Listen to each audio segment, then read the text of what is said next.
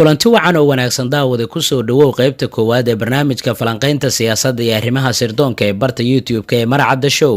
Waa 18 bisha tobnaad sanadka 2020. maanta inta badan qaybtan waxaan ku eegi doonaa dagaalka u dhexeeya dowladaha Faransiiska iyo Turkiga, meelihii ay ka dhaceen iyo sidoo kale hadaladii kulula mar walba ay jeedinayeen labada dhinac iyo cidda guusha ay ku raacaysay. qaybta dambana waxaan ku eegi doonaa falcelintii wadamada Islaamka iyo shucuubta muslimiinta ay ka sameeyeen hadalkii madaxweynaha Faransiiska Emmanuel Macron iyo saameynta Faransiiska arrintaasi ay ku yeelatay. mar kale kusoo dhawow qaybta koowaad ee barnaamijka falanqaynta siyaasadda iyo arrimaha sirdoonka. waa hagaag daawade, haddii ay tahay markaadii kugu horreysay fadlan subscribe saar channelka Marcadda Show, like saar muuqaalkan, lana wadaag saaxiibadaada. haddii aad ka heshid aragtidaada qaybta hoose ku reeb oo aad ku muujinayso sida aad uga soo horjeedo hadalka madaxweynaha dowladda Faransiiska Emmanuel Macron. madaxweynaha dowladda Faransiiska Emmanuel Macron ayaa toddobaadkan jeediyay hadal abuuray xiisadii ugu adkeyd ee wadamada Islaamka sida aadka ay kaga caroodeen. hadalkaasina waxaa sii bannaan bixiyay madaxweynaha dowladda Turkiga Recep Tayyip Erdogan oo si adag uga jawaabay kadib markii uu ku tilmaamay caafimaad xumo dhanka maskaxda inay haysato madaxweynaha dowladda Faransiiska Emmanuel Macron, isla markaana loo baahan yahay in baaritaano dhanka maskaxda ah lagu sameeyo. madaxweynaha Faransiiska hadalkaasi uu jeediyna waxa uu muuqanayaa mid uu ka qowmameynaya inkasta uu ku adkeysanayo hadalkaasi uu jeediyay toddobaadkan. waxaana hadalkaasi uu ahaa mid si weyn ay kaga caroodeen dadka Islaamka ah kadib markii uu shaaca ka qaaday in Faransiiska uu sii wadi doono in ay kartoomo ama sawir gacmeedyo ay ku matalaan nabigeena Maxamed nabadgelyo iyo naxariis korkiisa ha ahaatee. haddaba aan si kooban u eegno meelaha ay dowladaha Faransiiska iyo Turkiga isku arkeen hadaladii kulkululaa ee warbaahinta isu mariyeen iyo sidoo kale guulihii ay dowladaha kala duwan ay kala gaareen. labadaani dowladood ayaa dagaalkooda ugu xoogan waxa uu ku dhex maray biyaha dhanka bari ee Mediterranean-ka, waxaana ay toddobaadii ay ahaayeen kuwa laga baqayay inay ciidamadooda badda ee labada dhinac isku dhacaan maadaama hadalla adag ay isdhaafsanayeen, sidoo kalena ay la socdeen dhaqdhaqaaqyo ciidan. laakiin dalka Liibiya dagaalada ka soconaya labada dowladood ayaa u muuqanaya kuwa isku arkay inkastoo aanay si toos ah u wada dagaalamin. dowladda Faransiiska ayaa doonaysay inay door weyn ay ku yeelato dhaqdhaqaaqyada dowladaha kale ee reer galbeedka ay ka wadaan gudaha dalka Liibiya, iyada oo arrimo dhowra loo hanqaltaagayo oo ay ka mid tahay dhaqaalaha iyo shidaalka Liibiya ku jira. dowladda Faransiiska oo markaasi taageeraysa dowlado kale oo Carbeed oo Turkiga la dagaalamayay ayaa hadalla kulul warbaahinta gashiin jirtay, waxaana ka mid ahaa in lagu eedeynayo dowladda Turkiga gaar ahaan madaxweyne Recep Tayyip Erdogan in dagaalyahano calooshood u shaqaystayaal uu ka kaxeeyay dalal Soomaaliya, Syria iyo sidoo kale Yemen ay ku jiraan, kuwaas oo la sheegay in ay ahaayeen kuwa ka barbar dagaalamayay ciidanka dowladda fadhigeedu yahay magaalada Tripoli oo Turkiga uu taageersanaa.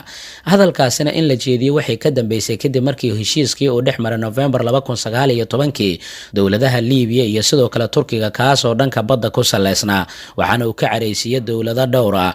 waxaa Faransiiska xilligaasi xitaa uu ku sigtay inuu ciidamo u diro gudaha dalka Liibiya ama ugu yaraan dhaqaale badan uu ku bixiyo.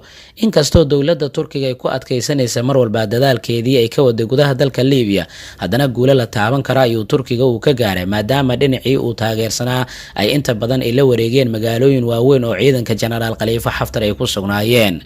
mar labaad labadaani dowladood ayaa qarka u fuulay in ay dagaalamaan. waxaa arrintaasi ka dambeysay kadib markii dowladda Turkiga dhaqdhaqaaq ciidamadeeda badda ay ka bilaabeen biyaha dhanka bari ee Mediterranean-ka. dowladda Faransiiska ayaa markaasi tallaabo u muuqatay inay daandaansi tahay qaaday, waxaana maraakiibteeda dagaalka ay soo dhigtay biyaha dhanka bari ee Mediterranean-ka iyada oo si toosa ula safatay dowladda Greega. waxaana halkaasi ay ka sameeyeen ciidamadooda badda waa Faransiiska iyo Greega dhowlatusyo u muuqanaya inay daandaansi ahaayeen, balse Turkiga ayaa ka jawaabay oo dhowlatusyo kuwaasi ka badan kana xoog badan ayay ciidamadooda badda ay ka sameeyeen biyaha dhanka bari ee Mediterranean-ka. dowladda markaasi Imaaraadka Carabta ayaa dhankeeda qayb ka ahayd kuwii ku biiray howlgallada iyo dhowlatuska halkaasi laga sameynayay, walow dagaalka tooska u dhaxeeyay. madaxweynaha Faransiiska markaasi isaga iyo wasiirkiisa arrimaha dibadda hadalla kulkulul ayay warbaahinta siinayeen, waxaana ay ku sigteen inay xitaa amarka madambaysa ay bixiyaan oo ay isku dhacaan ciidamada badda ee dowladaha Turkiga iyo sidoo kale Faransiiska. markii dambese Turkiga ayaa u muuqanaya inuu arrintaasi ku guuleystay oo Faransiiska dib u gurasho ayuu bilaabay. arrinta kale ee dalka Liibiya marka la eega labadani dowladood ee isugu dhaceyna waxay ahayd markii ay ku sigteen ciidamada badda ee dowladaha Faransiiska iyo Turkiga in ay badda dhexdeeda ay ku dagaalamaan oo taasi oo keentay in Faransiiska xitaa uu ka baxo howlgalkii lagu ilaalinayay cunaqabataynta Liibiya saaran oo dowlado kala booskiisa ay buuxiyeen. mar kale labadani dowladood ayaa u muuqday inay warbaahinta hadalla adag ee isu mariyeen kadib markii uu dhacay qaraxii bishii Agoosto ka dhacay magaalada Beirut ee caasimadda dalka Lubnaan. maalmo kadib qaraxaasi markii uu dhacayna madaxweynaha Faransiiska Emmanuel Macron ayaa booqday magaalada Beirut waxaana hadalka uu halkaasi ka jeediyay qayb ka ahaa nacaybka uu u qabay dowladda Turkiga. sidaasi si lamid ahna waxaa magaalada Beirut booqday madaxweyne ku-xigeenka dowladda Turkiga halkaas oo isna uu ka jeediyay hadallo weerar toos ah oo Faransiiska uu ku weerarayay kuna sheegayay in Faransiiska uu doonayo gumaysi kale inuu dib kaga hirgeliyo gudaha dalka Lubnaan. waxaana Faransiiska lagu xusuustaa doorkii xoogana uu ku lahaa ridistii golaha wasiirada ee dalkaasi ka dhisnaa soo magacaabista ra'iisul wasaarihii hore iyo sidoo kale ra'iisul wasaaraha iminka talada haya iyo doorkii uu ku lahaa cadaadiska madaxweynaha dowladda Lubnaan lagu saaraya Michel Aoun inuu soo dhiso dowlad iyo sidoo kale golo wasiiro taas oo la dagaalanta musuqmaasuqa. waxaan filayaa inaad ogaateen macluumaadyo kooban oo ah halka ay ku dagaalamayaan labadani dowladood inkastoo aan kaliya soo koobnay macluumaadka waxaana jira meelo kale oo ay isku hayaan labadani dowladood. markan waxaad ku soo dhawaataan macluumaad gaar ahaaneed oo ku aadan saameyn intee la eg ayuu Faransiiska ku yeeshay hadalkii madaxweynaha Turkiga ee ahaa in la qaadaco ama gebi ahaanba la joojiyo adeegsiga iyo iibsashada waxyaabaha Faransiiska uu farsameeyo. Faarax Cabdiqaadir Geelan ayaa ka waramaya. Faransiiska uu horboodayo madaxweynaha xukuumay Emmanuel Macron ayaa ula bareeray islaamka iyo nabiga dahiran suurad xumayn waxaana ka dhashay qalalaaso weyn oo dhaqaalaha dalkaasi saameyn culus ku reebi doona. waxaanu eegi doonaa waxa isbedelay ilaa iyo hadda. olaha qaadacaada alaabta uu soo saaro Faransiisku ee dibadda loo iibgeeyo ayaa ku baahay dalal badan oo Caraba taasoo ka dhalatay hadalkii madaxweynaha dalkaas kadib weerarkii lagu dilay macalinka ardaydiisa tusay sawir lagu sheegay inuu yahay Nabi Muhammad nabadgelyo iyo naxariis korkiisa ha ahaatee oo lagu suurad xumeynaya islaamka. dadka qaar waxay u arkeen weerar ka dhan islaamka iyo cabsigelinta ummadda muslimiinta. dad badan ayaana ka falceliyay hogaamiyaasha dowladaha qaarkoodna si adag ay arrinta uga hadleen. hakikaten kontrolden geçmesi lazım. sidoo kale dalalka qaar waxay qaadeen tallaabooyin adag oo ololaha ay ku meel marinayaan sida Qatar iyo Kuwait. sidoo kale dadka qaar waxay su'aal iska weydiinayaan sida ololahan uga dhaqan gali karo waqooyiga Afrika halkaas oo alaabta ugu badan Faransiiska lagu iibiyo. inta aynan u gudbin dalalkaas iyo waxa Faransiisku uu geeyo aynu eegno madaxweynaha Faransiiska oo mar kale afka furtay. waxay u muuqataa madaxweynaha Faransiiska Emmanuel Macron inuu wajahayo wajiyada caraysan iyo aragti adag oo kaga imaanaya dunida islaamka. waxay ka dhalatay hadalkiisii uu sii huriyay xasarada ka dhalatay sawir gacmeed lagu aflagaadeeyay nabigeena Muhammad nabadgelyo naxariis korkiisa ha ahaatee. sawirka oo lagu daabacay wargeysiyo iyo sidoo kale goobo kale ayuu yiri madaxweynaha Faransiiska waligan kama tagano inaan sawirno iyo inaan wax ka metelno xitaa haddii dadka qaar ay dib u gurtaan ayuu yiri taas oo ahayd hadal si weyn loogu dhibsaday. Macron waxa uu hadal ka jeediyay xilligii aaska loo sameeyay macallinkii la bireeyay kadib markii uu ardaydiisa tusay sawir lagu suura xumeeyay Nabi Muhammad nabadgelyo naxariis korkiisa ha ahaatee. Faransiisku wuxuu muuqdaa inuu hadda ka warhayo carada iyo xanaaqa bulshada dalalka islaamka ee ka dhanka ah madaxweyne Macron. Faransiiska ayaa dalalka ka carooday arrintaas ugu baaqday inay joojiyaan diidmada ka dhanka agabyada ama alaabta uu soo saaro Faransiisku ee dibadda loo dhoofiyo iyo dibadbaxyada waaweyn. Faransiiska ayaa sheegay in arrintu ay saameynayaan dad tiro yar oo xagjiriina. war ka soo baxay wasaaradda arrimaha dibadda ee Faransiiska ayaana lagu sheegay in baaqa go'doominta Faransa uu yahay mid aan macquul ahayn iyo in si degdeg ah loo joojiyana ay waajib tahay. madaxweynaha dalkaas waxa uu dhankiisa u muuqday inuu iska dhagatiraya arrinta waxaana mar kale barta Twitterka ku qoray fariin af Carabiga oo ku yiri ma jiro wax dhib ah oo ina culin kara waligeed. waxaan nahay dad xor ah leh sinaan kuna wada nool si walaaltinimo. taariikhdeenu waa mid ka hortagta dhammaan noocyada dulmiga iyo dulqaadlaanta waana sii wadaynaa taas. waxaan xushmeynaynaa dhammaan aragtiyada kala duwan si nabad loo helo. ma aqbalayno halada nacaybka waana difaacaynaa doodaha qiimaha leh. waan sii wadaynaa arrintaas waligan waxaan u taagnaanaynaa difaaca sharafta aadanaha iyo qiyamka caalamiga ayuu yiri Macron ka sida adag loo dhaliilayo isla markaana xaaladdu hadda ay ku adag tahay. madaxweynaha dalka Turkiga Recep Tayyip Erdogan ayaa sheegay in dhammaan ficilada ka imaanaya Faransa ay yihiin kuwa muujinaya bahalnimo oo ay tahay in si adag looga hortago. dalalka cambaareeya waxaa ka mid ah Turkiga, Urdugan, Lubnaan, Algeria, Morocco, Pakistan, Libiya iyo sidoo kale xarunta maamulka jaamacadda Al-Azhar ee dalkaasi Masar. shacabku waxay baraha bulshada ku qorayaan fariimo ay ku diideen hadalladii madaxweynaha Faransiiska.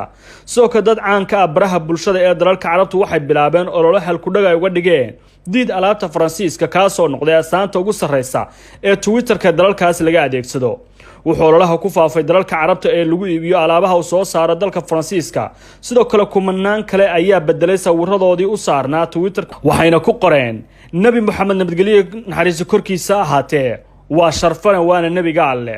sidoo kale waxaa la bilaabay ololayaal kale oo badan oo ay ka mid yihiin rasuulkii Alle iyo Macron waxa uu gafay nabiga oo ilaa 200,000 oo jeer laga falceliyay in ka badan. dowladda Faransiisku waxay u aragtay in ololayaashan iyo hadallada lagu qoray Twitterku aysan gabi ahaanba ka turjumayn aragtidooda guud ee shucuubta wadamada Carabta iyo Islaamka sida lagu qoray warbixinta wasaaradda arrimaha dibadda. madaxweynaha Faransiisku waxa uu muddo qayb ka ahaa dhowr arrimood oo sababay khilaaf iyo muran. waxa ka mid ah istiraatiijiyadiisa cusub ee ka dhanka waxa uu ku tilmaamay go'doominta Islaamka oo ah mid lagu raadinayo samaynta hannaan kale oo dhinac socda oo diidan xeerarka hannaanka jamhuuriyadda iyo habka madax bannaanida ee bulshada. dadka qaar waxay Macron ku eedeynayaan inuu sababsaday oo uu kiciyay khilaaf waxaana arrimaha ka carooday hay'adaha Islaamiga gaar ahaan markii uu ku dhawaaqay istiraatiijiyada cusub taas oo ahayd in Islaamku hadda uu wajahayo qalalaasada daafaha caalamka ka jira. aynu eegno markan dalalka Afrika gaar ahaan waqooyigu sida ay Faransiiska dhaqaalahooda u koriyaan ama ay ugu tiirsan yihiin waxa jira dadka qaar oo soo bandhigaya halka uu qiimo ahaan gaarsiisan yahay isweydaarsiga dhaqaale ee ka dhaxeeya Faransa iyo dalalka Carabta ee Afrika taas oo dhalisay su'aal la xiriirta sida ololahan uga dhaqan gali karo wadamadaas iyo sidoo kale saameynta uu ku yeelan karo dhaqaalaha Faransiiska. sida laga soo xigtay bogga Trade Map alaabta uu Faransiisku u dhoofiyay dalka Morocco waxa ku baxay dhaqaale gaaraya $6 bilyan sanadkii 2019. Algeria waxay ka badan tahay $6 bilyan halka Tunisia ay gaarayso $3.5 bilyan oo sanad kasta. sida ku qoran bogga rasmiga wasaaradda arrimaha dibadda ee Faransiiska dalkaas waa midka ugu sareeya ee 2017 maalgelin ku sameeyay dalka Morocco xilligaas oo saamiga Faransiiska ee dalkaas uu gaaray 31.4%. xaalada la mid ah ayaa ka taagan Tunisia oo Faransiisku uu yahay dalka ugu horeeya ee siiya dhaqaale maalgelin toos ah. sidoo kale waxaa jira warbixino lagu dhaleecaynayo hadallada Macron laguna diidan yahay aflagaadeynta diinta Islaamka iyo sawir gacmeedyada suura xumeynta Nabi Muhammad nabadgelyo naxariis korkiisa ha ahaatee. wali dhanka Soomaalida waxaa jira magaalada Burco isku soo bax dad kooban ay soo abaabuleen oo arintan ay kaga soo horjeedeen. aad ayuu mahadsan yahay Faarax guud ahaan falanqaynta qaybta koowaad waana inta aan filayo inaad ku ogaateen macluumaadyo dhowr ah qaybtan xigta intaan ku kulmi doono nabadgelyo.